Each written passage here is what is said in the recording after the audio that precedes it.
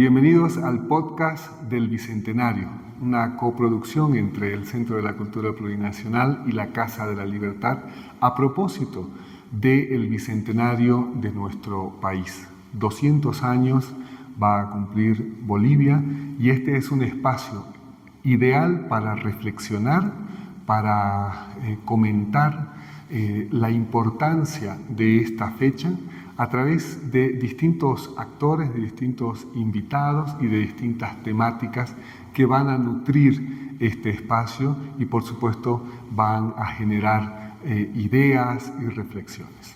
Hoy está con nosotros Gonzalo Negrón, es profesor de música, investigador, muy cercano a la música folclórica del país, pero sobre todo de Chuquisaca. Gonzalo, bienvenido.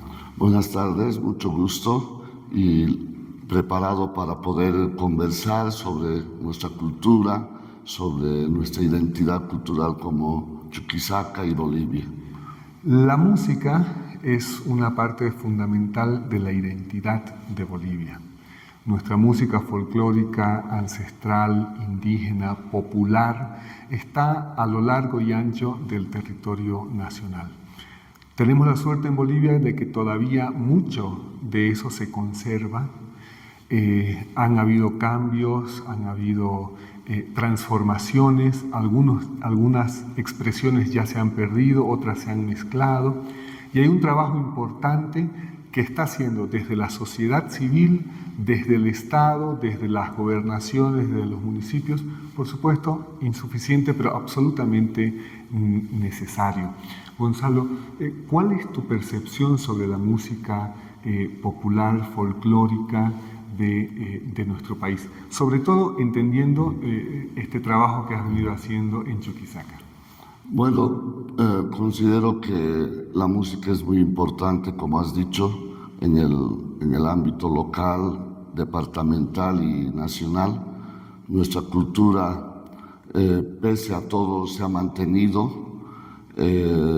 Algunas cosas, como has dicho, han cambiado, pero consideramos de que a principios de los años 70 ha empezado un rescate de lo que es la cultura nativa, especialmente como un reconocimiento de los pueblos, porque mucho antes, desde la República, la música folclórica, la música vernacular nativa ha sido abandonada, ¿no? Entonces, a partir de los grupos que han existido, como los Jairas, los Rupay y otros, se ha empezado la recuperación de lo que es la música folclórica. Y a nivel departamental, en Chuquisaca también ha habido un movimiento cultural con varios intérpretes y Chuquisaca ha aportado con muchos músicos también a la cultura boliviana. La música indígena sufrió, como lo dice Gonzalo, una arremetida en la época de la colonia, ¿no? En Santa Cruz, por ejemplo, la llegada de los misioneros y la música barroca, renacentista, ¿no? Sí. Invadió. Hay muchos ejemplos de resistencia, por ejemplo, ¿no? Una de las cosas interesantes de la música boliviana, indígena, precolombina, es cómo ha ido resistiendo a la colonización española, ¿no? Sí. Y en muchos lugares, en Chuquisaca, por ejemplo, en Tarabuco, en muchos otros lugares, se ha ido manteniendo, ¿no? Han ido buscando espacios para mantener esa cultura, esa identidad en la colonización, y eso lo vemos en la Morenada, eso lo vemos en la Diablada, eso lo vemos en muchos otros lugares, sobre todo de pueblos indígenas, que todavía conservan esos espacios de resistencia a la colonia. Así es, considerando que en la colonia la música de los indígenas era considerada idolatría y cabalmente se han quemado, o sea, se combatía la iglesia, la música nativa.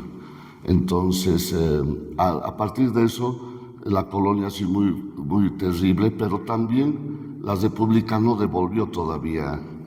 El siglo XIX se mantuvo al indígena apartado, relegado, y por lo menos su música también, ¿no?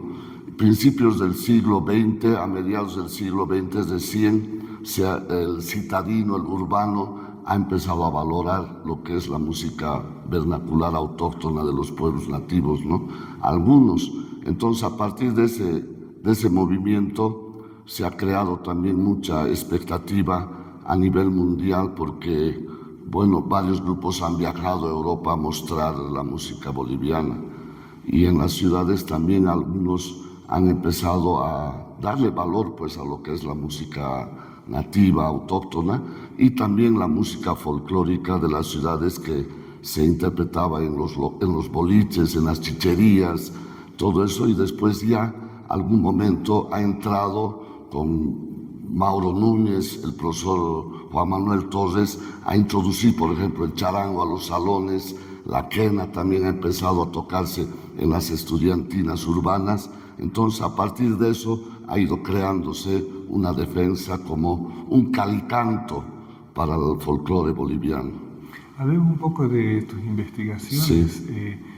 Tienes una profunda vocación por la música tradicional, sobre todo de Chuquisaca, en Tarabuco, me imagino que en muchas otras comunidades de Chuquisaca. ¿Cómo ha sido este proceso de entender la música, de acercarte, un poco de traerla también a esta realidad?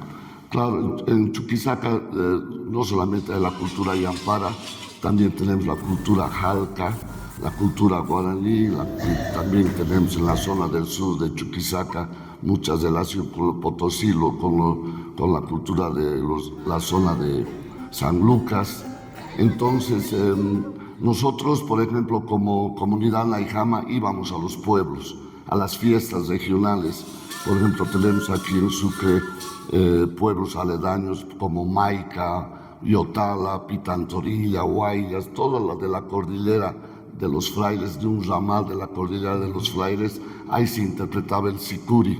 Entonces el sicuri, nosotros hemos ido a los pueblos, hemos aprendido con los hermanos del campo, sus huayños, hemos conocido a los maestros sicureros, teníamos varios en Yotala, en Cachimayo, Ñuchu, varios maestros que ellos iban a las cascadas a componer los huayños. De ahí sacaban del río las melodías que nosotros hemos aprendido, no llevando la grabadora, sino interpretando con ellos el sicuri. Y como tú dices, eso también hemos traído a la ciudad y aquí también hemos introducido lo que es el sicuri y también en los carnavales, ¿no? En los carnavales en Chuquisaca se baila con sicuris. Entonces, todos los hermanos del campo venían a hacerse contratar aquí para que los de la ciudad bailemos con su música. Con su música. Sí. Qué lindo eso, Sí. ¿no? Finalmente es un proceso de integración, ¿no? De Claro. alguna manera la música integra, sobre todo en carnavales, Sí. cuando hay una apertura de todos, ¿no? Para festejar esa fiesta. Claro, los hermanos del campo venían, que trabajaban en las haciendas también con los patrones que había antes del 52. Entonces, esa tradición del sicuri ha venido a la ciudad y en la ciudad los urbanos hemos gustado de esa música y bueno, en los carnavales bailamos con sicuris en Sucre. Bueno, las bandas también que han llegado de Oruro tienen su influencia, pero como tú dices, hay esa resistencia de querer que mantengamos nuestra identidad como Chuquisaca y bueno, no dejarnos también avasallar, ¿no? Por la cultura del norte, como decimos, ¿no? De la cultura aymara y todo eso, porque los quechuas también tocan el siku, no solo los aymaras. Ay. Sí. Entonces, está como más o menos generalizado. Hablemos un poquitito ahora de Tarabuco, del Pujllay, esta Sí. danza ancestral tan importante, que además muchas de las danzas, quienes están seguramente siguiendo el podcast, saben que las danzas tradicionales ancestrales tienen mucho que ver, por ejemplo, con los ciclos agrícolas, ¿no? Claro. Son ceremonias que los pueblos indígenas celebraban con la llegada del verano, el tiempo de cosecha, el tiempo de siembra, sus deidades, ¿no? Entonces es muy importante entender que esa música responde a una realidad. El Pujllay, por ejemplo, del Tarabuco, hacen la pucara. y en la pucara ahí ponen todo lo que ha producido la madre tierra en esta época, época de lluvia, ¿no? Entonces tocan los pincollos, tocan los charangos, ¿no? En cambio, en la época seca de cosecha y todo eso, ya tocan los ayarichis y es otra música. Entonces, el hermano del campo está relacionada su música con los ciclos agrícolas y eso es, y bueno, con la madre tierra Pachamama, que es la que da todo el fructífero producto. Entonces, ese agradecimiento que se le hace a la madre tierra es increíble y bueno, es esa riqueza que tenemos que recuperar, pues, de nuestros pueblos, ¿no? Tarabuco sigue resistiendo, ¿no? Yo creo que, bueno, creo que todos los pueblos, pero yo que conozco un poquitito más, oído varias veces, veo cómo hay realmente una resistencia, hay una vocación también por conservar estas tradiciones, que no siempre es fácil, ¿no? Claro. Sobre todo en un momento donde hay tanta facilidad tecnológica, digamos, ¿no? Sí. No es como antes. Pero hay una genuina vocación de los tarabuqueños de conservar sus tradiciones y al mismo tiempo de transmitirlas a la siguiente generación. Sí, el tarabuqueño, el Yampara, es orgulloso de su cultura. Entonces, cuando vos los ves bailar el puya, dan esa energía, esa fuerza que tienen. Pero lastimosamente ya no se ve muchas cosas que había, ¿no? Los años 70, cuando se empezó a, digamos, a divulgar el puya de Tarabuco. ¿Cómo qué, por ejemplo? ¿Qué diferencias podrías notar? Yo, por ejemplo, cuando iba al puya y veía a hermanos del campo con sus trenzas, que se llaman simbas, debajo de sus monteras, tenían una cola hasta aquí atrás. Eso casi a nadie de las nuevas generaciones de Yamparas usa, ¿no? Entonces es una costumbre que casi ha perdido. Después había un instrumento que se llama sencatancana o tocoro. Ese es uno grande que tiene un tubo ahí y entonces ese se tocaban, increíble, un sonido bien profundo que complementaba los pincollos. Ya no hay. No se utiliza. Ya no, casi unos cuantos he visto, pero ya no, porque antes veíamos pues a los hermanos así tocar increíble. Después había otro instrumento, huácara, que es el puya, suena el huácara no hay. Era una especie de erque que se llama huácara, que yo he comprado alguna vez de cuerno de vaca, así armaban varios tamaños con un tubo más, entonces era increíble. Ni uno he visto en este puya del 2025. Ya no hay. Ya no hay. Ha quedado en desuso, quizá ya las nuevas generaciones tal vez ya no aprenden. Y después otra cosa terrible también, los pincollos de tubo plástico Sí, entonces unos cuantos, he visto a una hermana, una mamachita que decimos nosotros, que estaba vendiendo pincollos de caña hueca, ¿no? De carrizo. Sí. Pero ahora había varias comunidades tocando sus pincollos de tubo plástico. De plástico, sí, ya ahora. Sí. Y muchas veces también ya no hacen sus instrumentos. Yo he hecho hacer en La Paz con los siculuriris pincollos y he traído y me compraba los yamparas. Sí. Hay un cambio generacional desde hace ya varios años que no está acompañando estos procesos de transmisión de conocimiento, ¿no? Sí. Es decir, las nuevas generaciones, por muchos motivos probablemente que no vale la pena enumerar, pero que muchos conocemos o entendemos, no están aprendiendo estas tradiciones, esta herencia cultural, ¿no? Hay cierto desapego hacia estas cosas y van haciendo precisamente que se pierdan en el camino, ¿no? Entonces, de repente, por ejemplo, en Valle Grande hay un maestro que hace sombreros, porque la gente ya no usa sombreros. Claro. O sea, está dejando de usar, como ejemplo, ¿no? Y así debe pasar en muchos otros lugares donde los usos y costumbres pues, de los pueblos van cambiando, las generaciones van cambiando, adaptando elementos de otras culturas, porque la cultura es viva, es dinámica y va cambiando por distintos motivos, ¿no? Climáticos, culturales, políticos, sociales, sí, ¿no? Sí. La migración, por ejemplo, en Chuquisaca está causando muchos muchas condiciones para que esto que digo suceda, ¿no? Es decir, los chicos ya no se quedan, los jóvenes ya no se quedan en el campo, familias enteras migran aquí a Sucre o a otras ciudades. O al exterior. O al exterior, ¿no? Entonces, el factor de la migración también es muy importante y decisivo en este aspecto. Sí, realmente vemos de que, por ejemplo, en el Puya este año, a veces antes había 25 así comunidades que entraban, ahora no han debido pasar de 12. 12. Sí, así de Puya y verdadero, ¿no? Entonces, toda esa parte está un poco en peligro, no solamente de la cultura yampara, de la cultura jalca también. Antes veíamos a los jalcas increíble en la zona de Poroma, de Cucurí. Habían hermanos jalcas que eran realmente, pues, uno se emocionaba de verlos por su traje, por su vestimenta. Un espectáculo. Sí, sí. Entonces, como has dicho, el yampara ya no usa su montera porque también la montera no es cómodo también venir a la ciudad con tu montera, entonces usan la gorra. Y bueno, eso también, están con su traje todo, pero con gorra. Claro. Entonces ya se pierde, vemos menos color rojo, que antes los tejidos tenían mucho rojo. Ahora parece que ya son lanas sintéticas también, ya no tejen con la lana que ellos antes tenían. Sí, claro, y fabricaban. Sí, sí.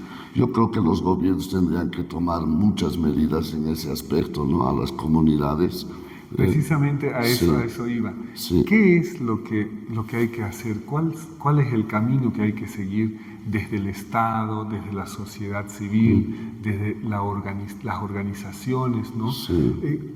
Desde tu experiencia como profesora, además, porque estás enseñando también la música, ¿cuál es el camino que hay que seguir en la conservación, en la protección de estas muestras identitarias, artísticas, específicamente de la música? Considero de que, como tú dices, el aprendizaje, la transmisión de generación en generación oral, eso habría que premiar a las comunidades que dan, digamos, que los abuelos enseñan a los hijos, a los nietos, que se transmita eso de generación en generación, porque lastimosamente no tiene remedio un poco. Comentaba con Roberto que a Tarabuco antes en las noches se veía al indio con su charango, calampeo, estaba por el pueblo todo, andando por todos los locales, las chicherías, veías a las comunidades que llegaban a las casas. En cambio, ayer había serenata con los carcas. Entonces se está unificando mucho a la cultura. Los carcas es lindo grupo, obviamente, pero rompe todo lo que es el Puya. Yo digo que debían fomentar festivales campesinos. Se han perdido, pero los festivales se han perdido en todo el país, ¿no? De danza, de música. ¿Te acuerdas de esos festivales de música? Claro. Que hacía Dueri, que hacía... Claro, me acuerdo del Festival Luzmila Patiño, por ejemplo, que había en Cochabamba. Así es. El Festival Tomás Catari en Ocurí, aquí en el norte de Potosí. En Potosí, en Betanzos, también hacían la fiesta de la papa, donde se recuperaba mucho la cultura. En Tupiza había un festival de música también, en Oruro. Todo eso finalmente impulsaba pues la creación, la composición, la interpretación, y eso se ha perdido hace muchísimos años. Yo voy, por ejemplo, a la fiesta de San Mauro, que es en Tomina. De Tarabuco vas a Sudáñez y de ahí pasas a Tomina. Y antes la fiesta de San Mauro había carpas donde venden chicha, todo eso, y veías al indio tocando su charanguito, todo. Pero ahora no hay nada de eso, se pone el celular. Su parlante, ¿no ves? Que ahora es... Sí, con reggaetón, todo escucha, ya no hay, pues entonces uno reniega. Pero ¿qué podemos hacer desde nuestro campo? Sería la educación, ¿no? Formar a las nuevas generaciones que valoren lo que es la cultura nativa, lo que es el folclore boliviano, chuquisaqueño. Sucre ha aportado mucho con la Matilde, con Fidel Torricos, con Simeón Roncal, Miguel Ángel Balda, William Herrera Centellas. Tenemos mucha riqueza que realmente las nuevas generaciones no están apreciando y se está perdiendo lo que es la música. excepto algunos pantallazos que, digamos, da la Matilde, se reconoce su trabajo, pero no se difunde completamente. La UNESCO afirma que la cultura cambia permanentemente, es dinámica, se transforma, toma elementos, desecha otros elementos y va transformándose, como lo decíamos hace un momento, por distintos factores, por distintas circunstancias. Más ahora en estos tiempos donde la velocidad de las redes sociales, de los teléfonos, de los medios de comunicación, la accesibilidad que hay, juega pues un papel importante también en el ciudadano, ¿no? En la persona que quiero creer que involuntariamente se aleja un poco de esa realidad, de esta realidad que nos rodea para meterse en la realidad virtual, ¿no? En la realidad digital. Uno vive más en su teléfono que en la calle, ¿no? Que en la casa, que en la familia. Claro, que ver las montañas, que ver el sol, ver las estrellas, todos estamos agachados. Sí, la educación es importante para este cometido.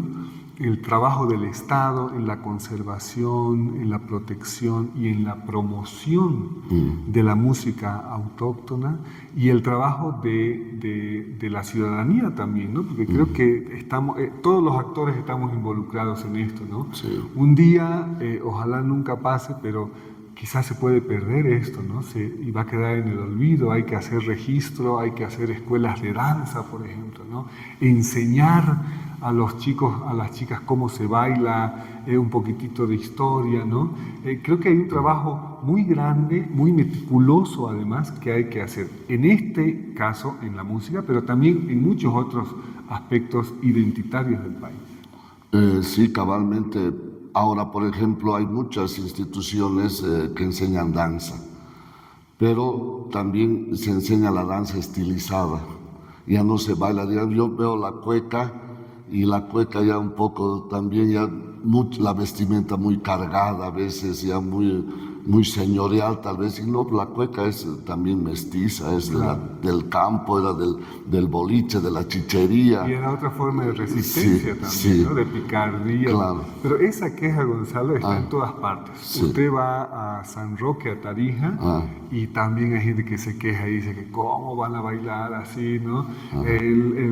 Usted va a las precarnavaleras en Santa Cruz, a los ballet folclóricos, y claro, yo que bailaba hace 35 años, cuando estaba en colegio, es muy distinto a lo que se baila hoy, claro, en temas populares, quiero decir, como géneros como el taquirari, la chovena. El carnavalito. El carnavalito ha cambiado muchísimo, ¿no? Un poco también haciendo autocrítica, entendiendo ya lo que hemos hablado, ¿no conviene también como abrir estas expresiones, digamos, alejados un poco del purismo, ¿no? Tal vez esta generación sí quiere usar menos rojo, no sé, ¿no? Siempre yo tratando de tener una visión más amplia de la cuestión. Sí, la verdad que tampoco hay que cerrarse, ¿no?, con las nuevas generaciones, pero tenemos que esperar el aporte de las nuevas generaciones que también den su forma de beber, ¿no?, en este aspecto de la música autóctona. Por ejemplo, yo tengo varios niños que gustan del sicu, de la zampoña, de la quena, y bueno, terminan el colegio y los padres un poco les dicen, ya, ahora estudias otra cosa y bueno, olvídate un poco de lo que has hecho en el colegio, un poco, ¿no? En ese aspecto tenemos que concientizar más, ¿no?, a los padres también, y bueno, que siempre cada institución educativa, por ejemplo, resalte por algún lado, de un aporte también a la investigación, a cómo ha sido la danza antes. En las entradas, por ejemplo, uno ve la entrada de aquí de la Virgen de Guadalupe, al chuquisaqueño puro no hay mucho.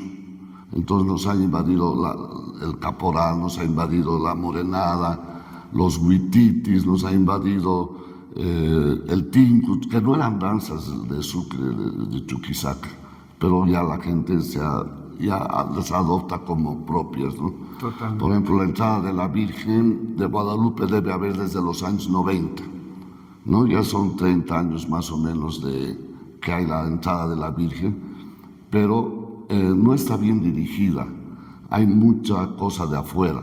Me gusta, por ejemplo, en San Roque, en Tarija, ellos mantienen el chuncho y no dejan que entre otra cosa. En cambio, aquí hemos perdido un poco esa parte.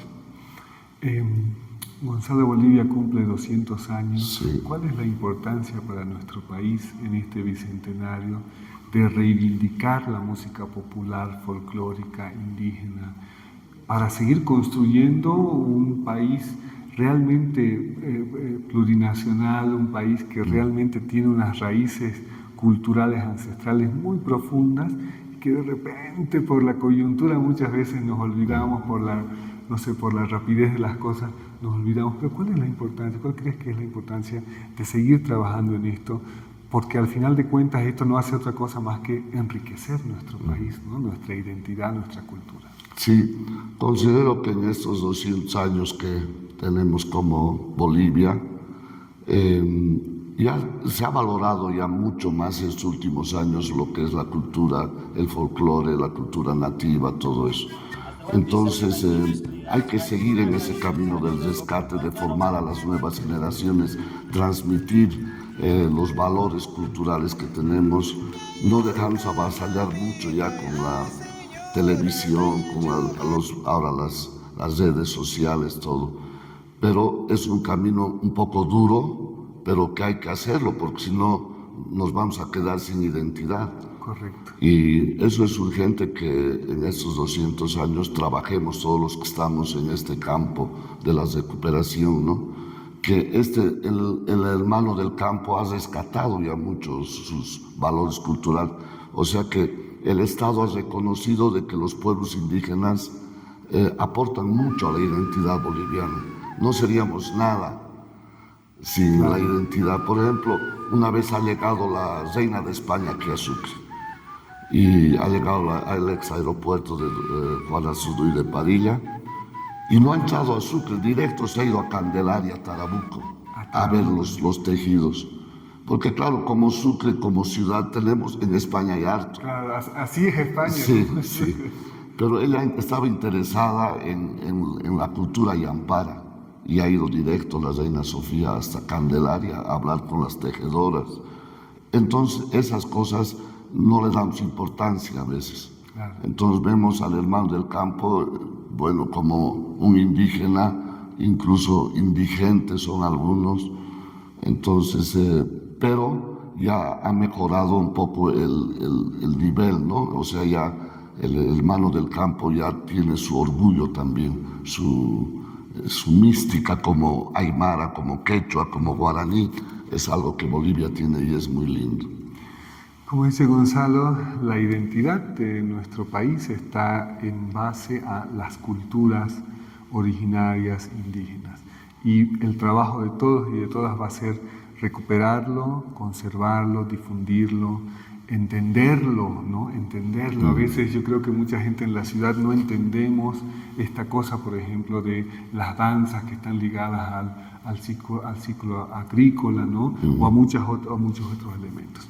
Gracias, Gonzalo, por esto. No, mucho gusto, Edson, y un agradecimiento a la Casa de la Libertad por este espacio tan lindo.